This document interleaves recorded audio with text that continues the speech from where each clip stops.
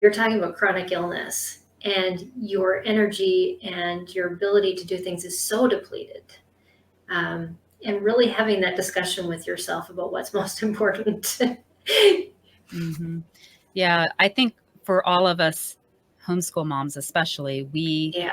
take the world on our shoulders and we think that everything is dependent upon us. Mm-hmm. And sometimes I'll hear young moms or young wives talking about how much they have to do, or how they have to do it, or nobody will do it. And what I've learned now, as I've come through years of chronic illness, and because I'm a lot older now, is that I don't have to do it. And if I don't do it, either nobody will do it, or eventually someone will notice it needs to be done and they'll do it.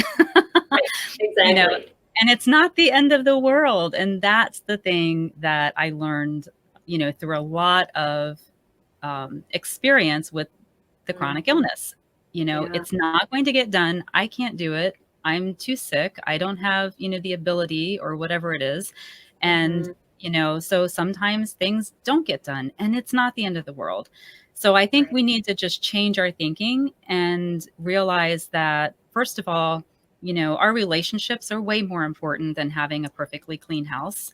Amen. Um, Second Yes. of all, if we're called to homeschool, well, we can't do it all. So if we're going to Mhm. homeschool our children, that's what we need to focus on. And Yeah. maybe later, bring the kids in and ask them to help you, teach them how to help you. So that's really important.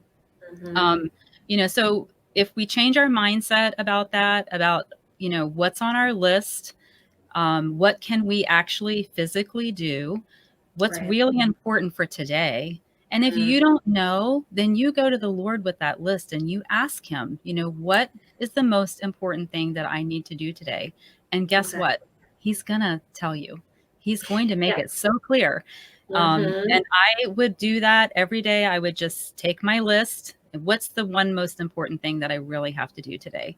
And God was always faithful, and he was always very clear, about what I needed to do. And sometimes when I was being stubborn and I wasn't listening and I wanted to do everything or more than I should, he would always reveal to me that I'm like, I need to back off a little bit.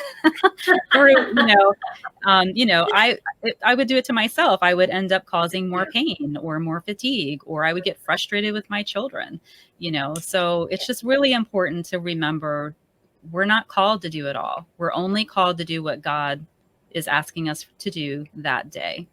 That might Right. be, spending a little extra time with our child who's struggling with their school. It might Mhm. be helping out a friend, who's going through a difficult time. But we just have to be really careful to listen and to pay attention to what's the most important thing. Yeah. We talked about